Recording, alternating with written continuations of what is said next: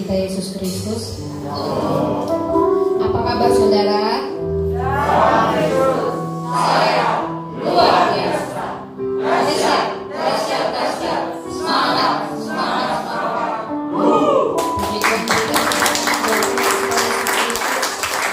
Kita patut bersyukur karena kasih dan anugerah Tuhan berlimpah dalam kehidupan kita. Amin. Mari kita siapkan kita masuk dalam saat teduh. Kita mau berdoa di hadapan Tuhan dengan ucapan syukur kita. Tuhan, kami mengucap syukur pagi hari ini, sebab Engkau baik, sebab Engkau adalah kasih. Kami mengucap syukur bahwa penyertaan-Mu senantiasa dalam hidup kami. Hari lepas hari, setiap waktu kami Tuhan, Engkau tetap setia bagi kami. Terima kasih Tuhan. Kami mau bawa syukur kami di hadapan-Mu lewat pujian penyembahan kami. Mari Tuhan hadir, biarlah ibadah kami Tuhan memuliakan Engkau dan menyenangkan Engkau. Terima kasih Tuhan. Kami mengucap syukur, haleluya, amin. Mari kita naikkan pujian ini dengan ucapan syukur kita di hadapan Tuhan.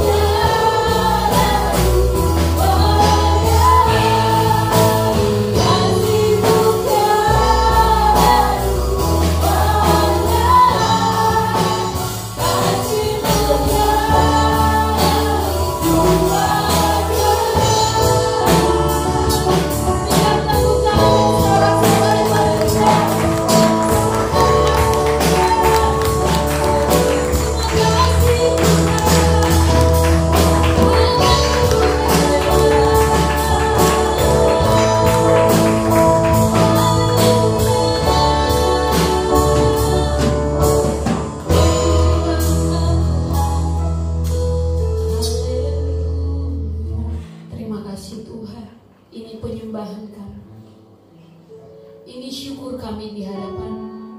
Kami percaya Engkau disenangkan Tuhan. Haleluya, haleluya, haleluya. Amin. Bapak Ibu dipersilakan duduk kembali. Mari kita siapkan hati kita. Kita akan mendengarkan firman Tuhan. Kita angkat pujian seperti yang Kau ingini.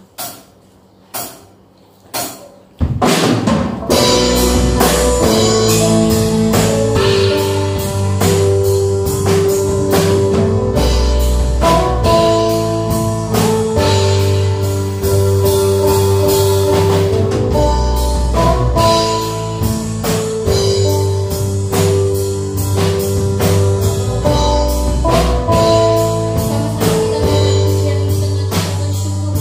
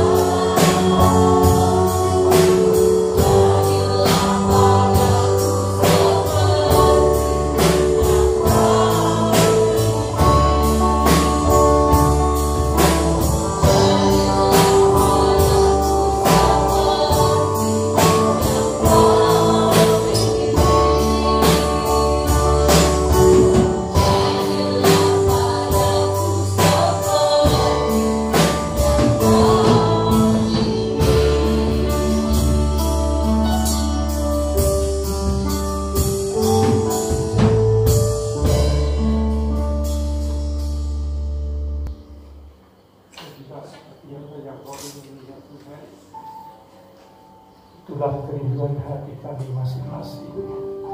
Karena untuk itulah kami percaya ke dalam nama-Mu, karena Engkau menghendaki demikian.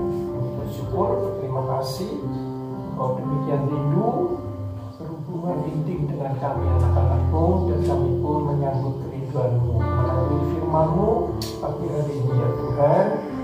Mohon Roh Kudus bekerja menyingkapkan isi hati Tuhan, dan juga memberikan kemampuan kami untuk mendengar dan mengerti.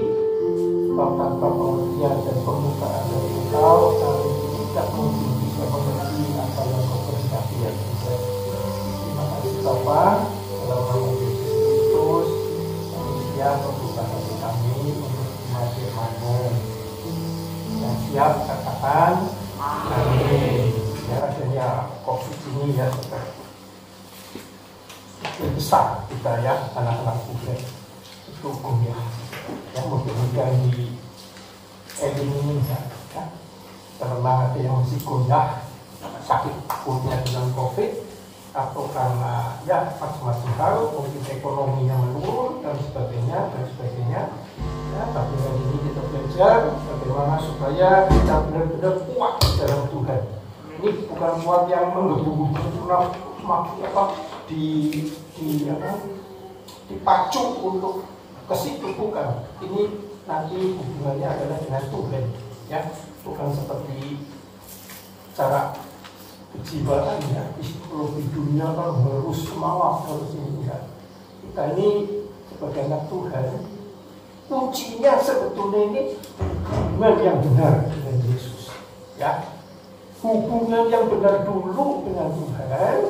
Dan melalui hubungan yang benar, dengan siap menerima pengajarannya, kita praktekkan dengan kasih yang diterima dari Tuhan, dan kita impartasikan. Nah, itu baru nanti bisa berjalan dengan lancar.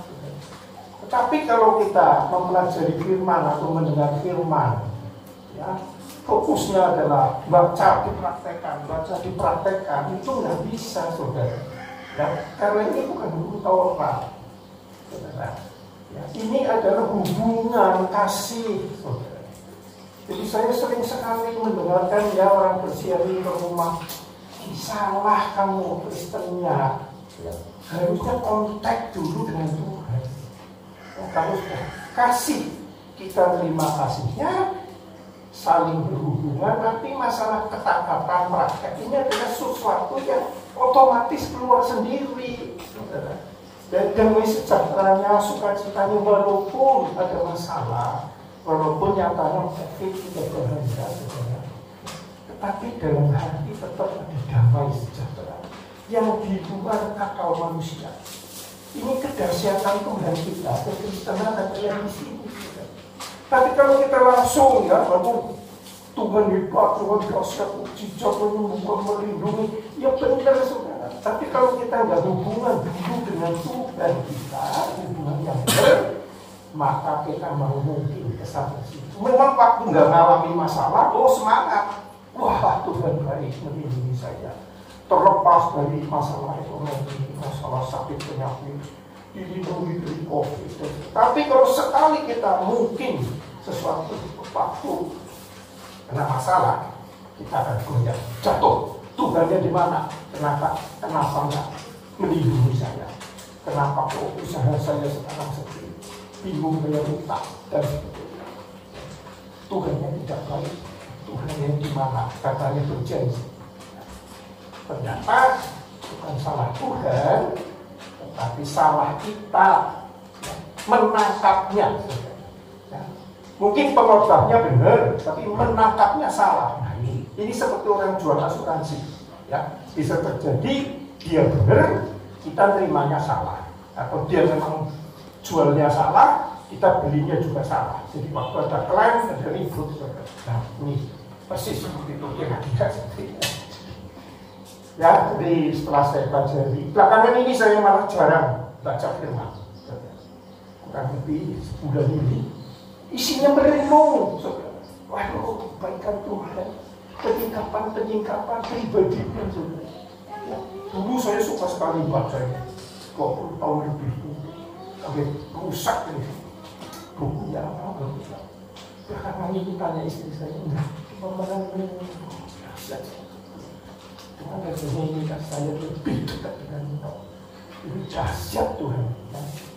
Disingkatkan. Nah, melalui banyak sekali saudara cerita penyingkapan yang termasuk makna iman apa dalam praktek. Umumnya kita percaya, semangat hebat Tuhan, dia betul. Tapi apa hubungannya dengan kita dan macam-macam. Nah, bagian ini akan belajar tentang jenis orang Kristen. Nah, jenis orang Kristen, orang percaya. Nah, kita ambil sekarang, kita ditempatkan di mana? Ya, kita menempatkan dirinya di mana? Nah, di mana kita menempatkan diri, disitulah keadaan kita. Ya. Apakah benar Tuhan berkehendak di situ? Nah, kita buka Yohanes 12 ayat 1 sampai ayat ke-8. Perhatikan, ini ada 3 jenis manusia Kristen. Semuanya lahir baru. Semuanya sudah dibangkitkan dari mati rohani alias lahir baru. Ya. Semua sudah dikuduskan dari dosa-dosanya. Tetapi dalam prakteknya ternyata ada 3 jenis. Jadi orang Kristen yang sudah lahir baru belum tentu hidupnya berkemenangan, belum tentu Tuhan berkenan. Nah, kita perhatikan serta coba baca Yohanes 12. Saya yang ganjil, saudara yang genap. Yesus durapi di Betania. 6 hari sebelum Paskah, Yesus datang ke Betania, tempat tinggal Lazarus yang dibangkitkan Yesus dari antara orang mati.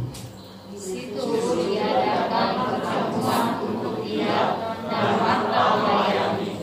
Sekarang salah seorang yang turut makan dengan Yesus adalah Lazarus.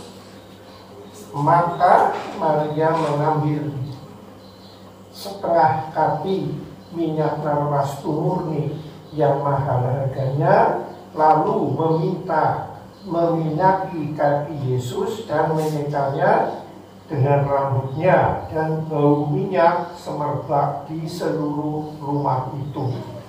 Tetapi Yudas Iskariot, seorang dari murid-murid Yesus yang akan segera menyerahkan dia, berkata, mengapa minyak narwastu ini tidak dijual 300 dinar dan uangnya diberikan kepada orang-orang miskin?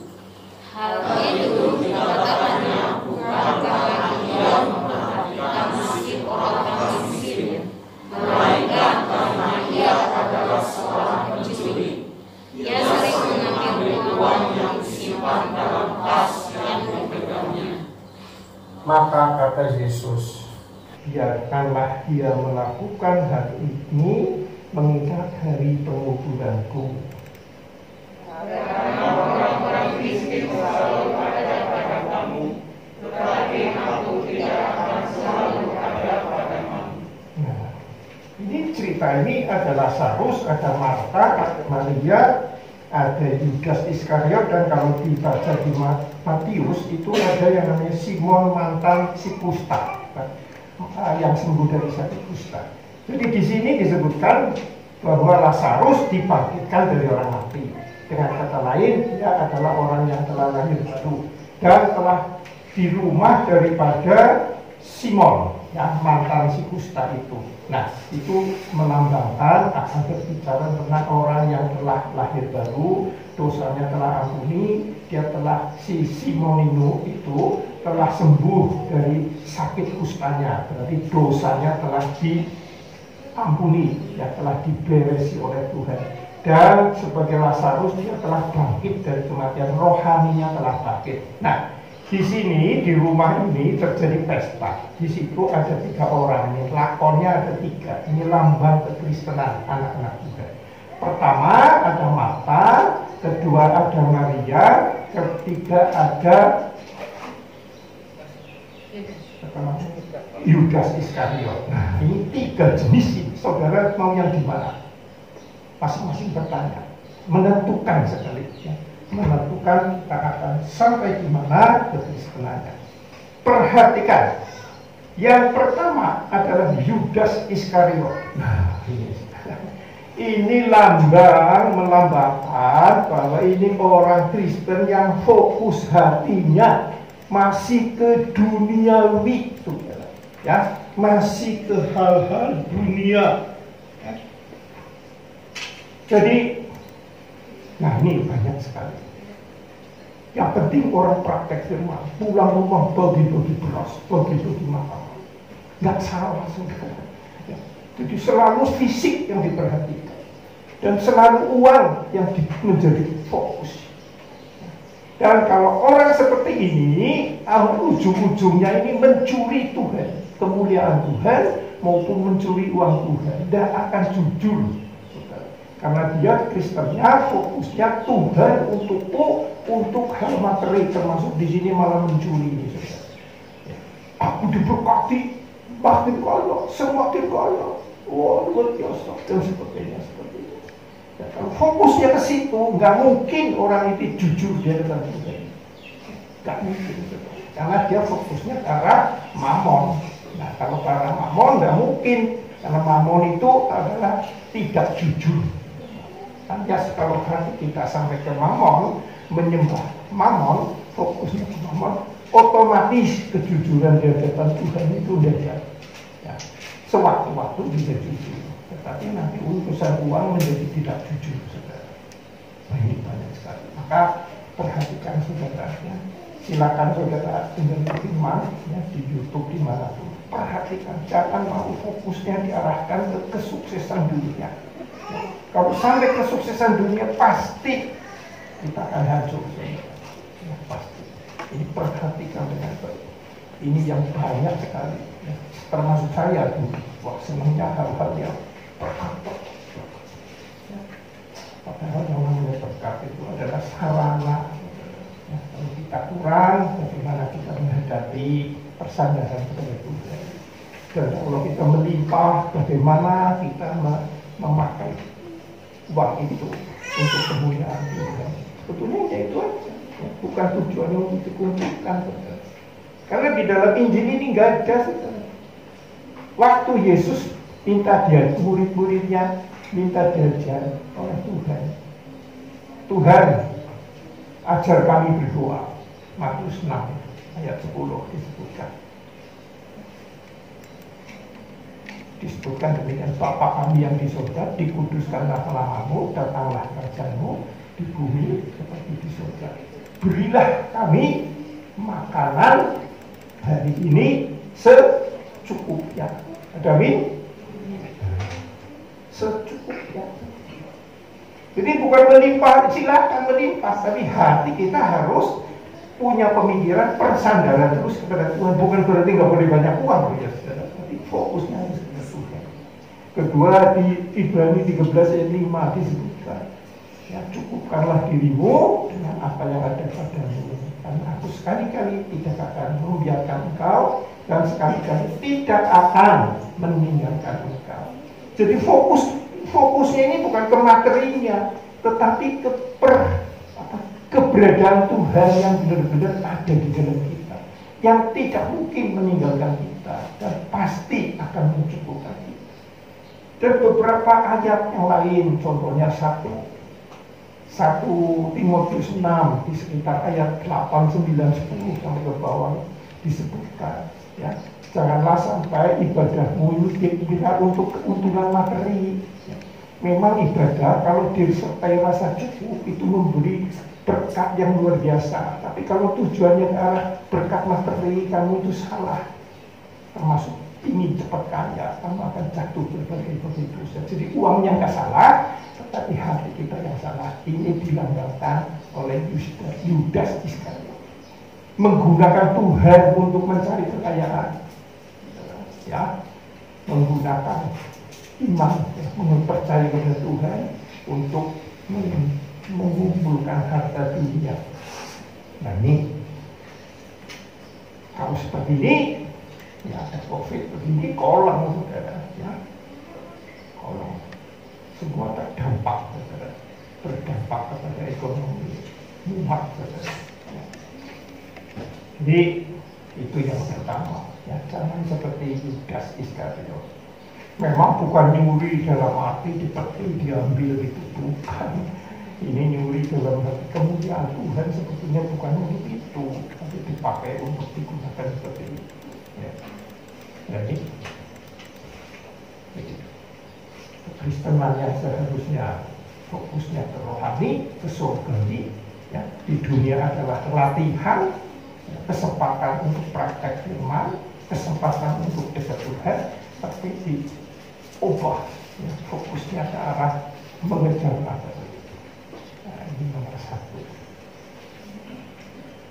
Saya harapkan di sini tidak ada yang seperti kasihan seperti itu. Dan ujung-ujungnya ini kacau yang Yudas Iskariot ini. Yang kedua, nah ini sudah mending. Yang namanya yang kedua ini yaitu Marta. Nah, Marta ini disebutkan di situ diadakan perjamuan untuk dia dan Marta melayani, sedang salah seorang yang makan dengan Yesus adalah Lazarus. Nah, yang kedua ini Marta.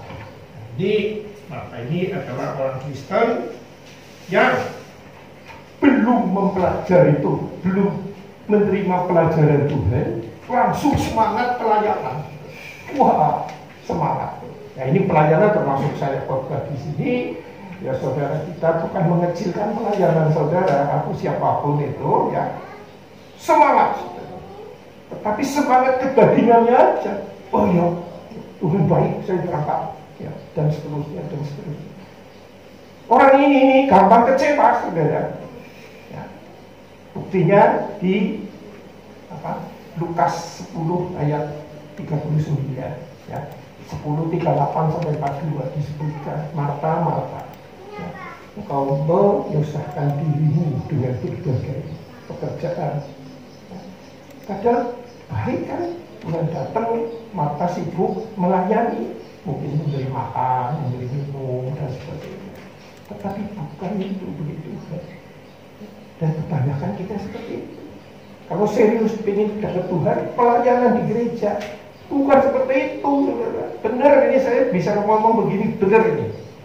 Bukan berarti salah, saudara. Tapi fokusnya harus benar dulu. Nah, nanti akan kita pelajari. Kalau enggak pasti pujang saudara dulu. Ya. Berdiri di sini, kokoh banget. Jadi PR, kokoh banget. Ya. Kalau diberi nasihat sedikit, rasanya nggak suka. Mumpung, saudara. Oh, di sini nggak ada, di lain tempat banyak. Jadi ini pelayanan yang dengan kedagingan, saking semangatnya. Aku sudah bertobat, aku terima Yesus, Tuhan baik, saya mau menjadi apa? Nah, pelayanannya nggak salah, fokus hatinya yang salah. Ini bisa gampang mutung, gampang nggak suka. Jadi mimbar adalah tempat untuk show off. Wah, kayak misalkan pujiannya bagus, misalkan musiknya hebat. Jadi berdiri di sini tujuannya untuk diperhatikan orang. Nah, ini kalau yang namanya Marta. Ini bukan salah pelayanannya ya, saudaraku. Karena tadi bukan salah uangnya, tapi salah motivasi. Dasarnya salah. Kalau dasarnya salah, motivasinya menjadi nanti salah, saudara. Jadi sekali lagi bukan saya menentang pelayanan di mimbar atau di pelayanan di gereja, ini bukan, kita perlu semua. Tapi yang saya maksudkan, tekankanlah pada apa yang Tuhan kehendaki, ya, yaitu Maria, saudara. Nah, caranya bagaimana, saudara? Nah, ini Maria punya kelebihan. Orang pada sibuk, dia sendiri duduk diam di kaki Tuhan. Dan ngerti, saudara, lahir baru, terus mendengarkan dekat Tuhan, duduk dekat Tuhan, dekat kaki Tuhan, mendengarkan semua apa yang Tuhan ajarkan. Ngerti. Berarti tujuan Tuhan ke dunia ini adalah untuk melayani, saudara, bukan untuk dilayani. Ya, ngerti ya? Tuhan datang untuk melayani apa dilayani? Melayani, saudara. Ya. Kalau seperti Marta ini, rasanya seperti kedatangan bos lagi. Cepat-cepat, ada ayam goreng, ada mendoan, diserahkan semua. Padahal ini bos kita lain lagi. Ini bos yang lebih menghentikan semangatnya daripada dihargai. Nah, memang belakangan nanti dihargai, tapi sebelum itu Tuhan datang untuk melayani. Ya, ini perhatikan, ini ayatnya di mana ya? Ingat sekali ini, Tuhan datang untuk apa, saudara? Melayani. Matius 20 ayat 28. Coba buka. Ini sering lupa ini, saudara. Matius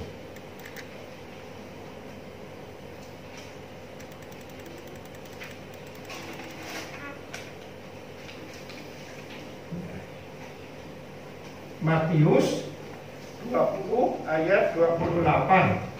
Ayo baca bersama-sama, ini ingat terus ini, saudara. Jangan sampai lupa. Ya. Kalau lupa kita ke Marta lagi.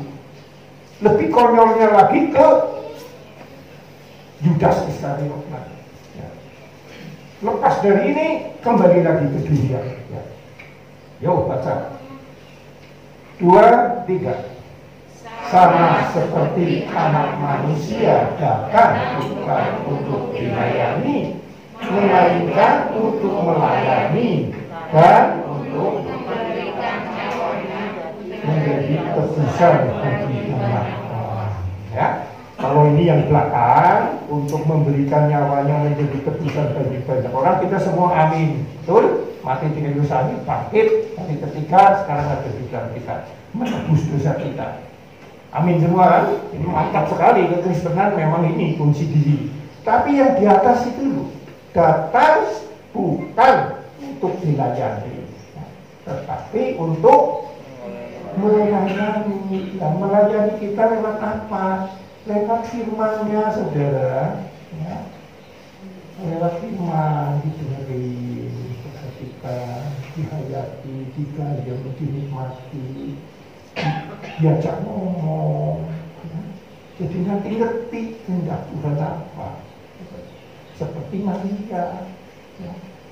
Jadi sekali lagi bukan saya anti Marta, bukan. Marta pun diperlukan, tapi yang paling tepat itu adalah jadilah Maria dulu. Ya, jadi kalau yang sekarang sudah pelayanan, mari ubah hati kita, arahkan kepada aku, minta pelayanan dari Tuhan itu melalui firman-Nya, dibaca dengan hati. Ya. Disebutkan terimalah dengan menurut firman yang tertanam dalam hatimu, harus ditanam, ya. Yang akan menyelamatkan jiwamu.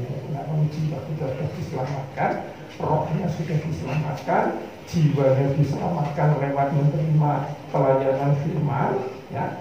Itu nanti tubuhnya itu menjadi mengikuti jiwa dan roh. Maka apapun yang terjadi, dunia boleh gonjang-ganjing, penghinaan boleh macam-macam, ya, pujian boleh macam-macam, tetapi tetap hatinya tenang. Ya, karena apa? Di situ jiwanya sudah sinkron dengan roh. Ya, rohnya itu Roh Kudus di situ, dan roh yang telah baru. Maka apapun yang terjadi tidak akan berpengaruh. Ya, ini penting sekali, saudara. Bukan berarti banyak bacanya loh ini, saudara. Ya. Semakin banyak baca, semakin rohani, tidak. Ini bacanya, baca surat cinta, ya, diresapi, dihayati. Kalau enggak nanti salah. Bukan berarti misalnya saudara baca 10 pasal, saya 2 ayat, berarti saudara lebih hebat. Bukan, itu kalau kuliah bener. ya bisa lulus dengan cepat.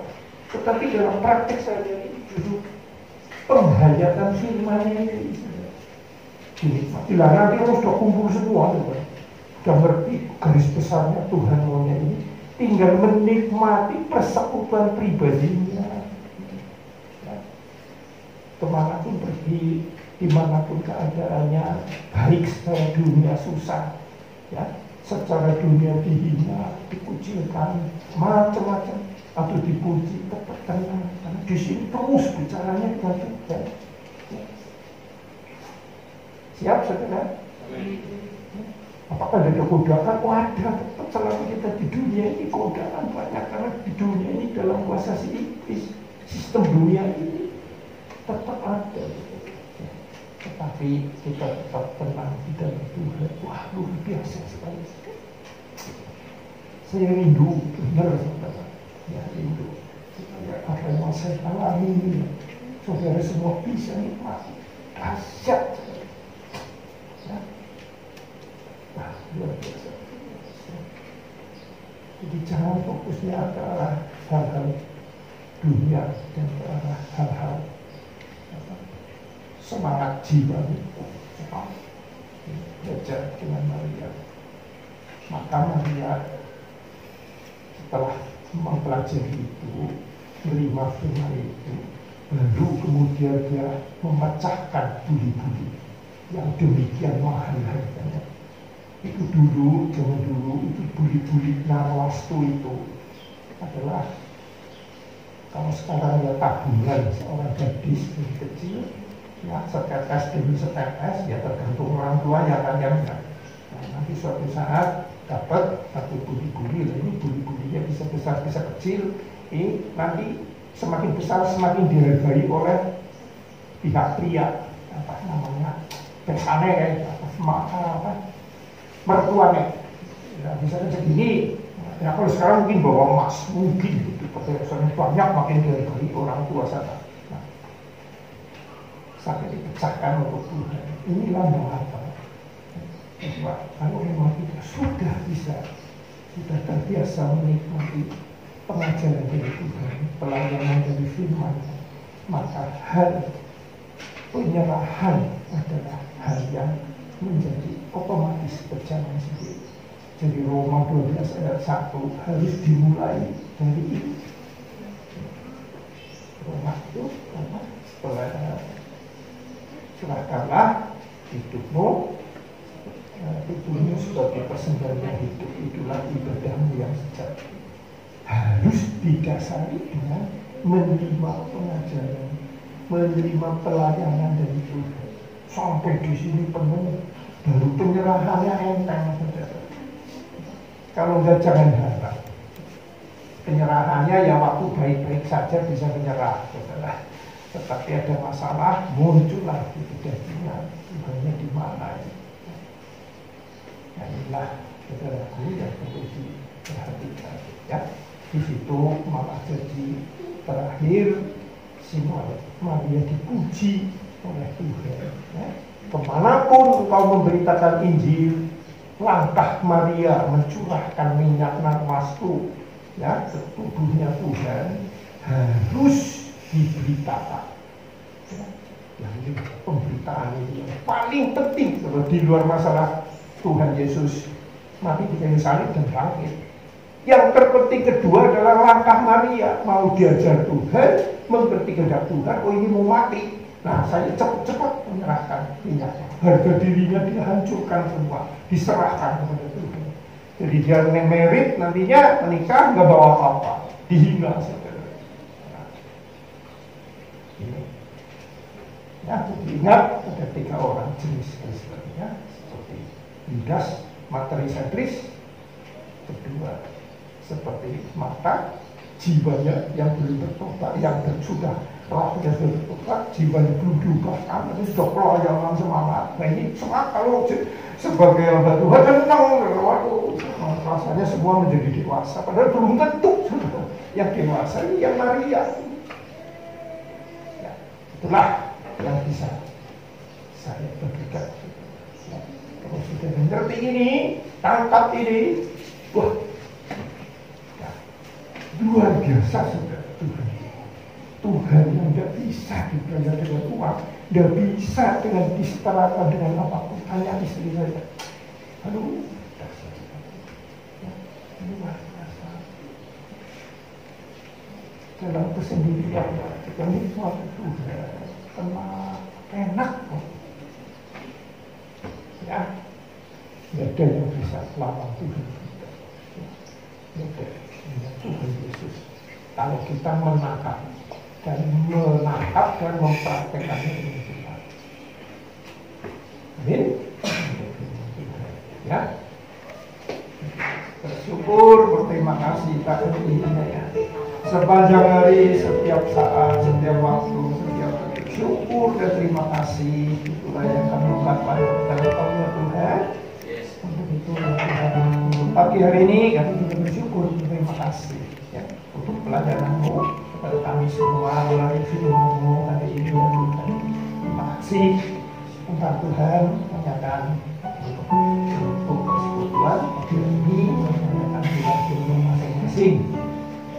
Saudaraku yang terkasih dalam Tuhan Yesus Kristus,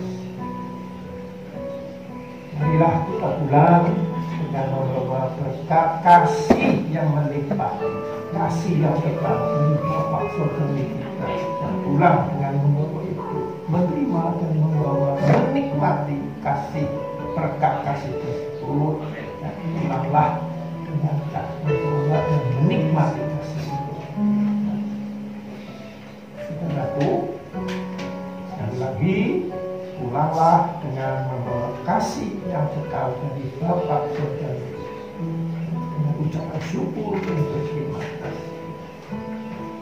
Dan dalam nama Yesus Kristus dengan segenap hati kita terima berkat tersebut.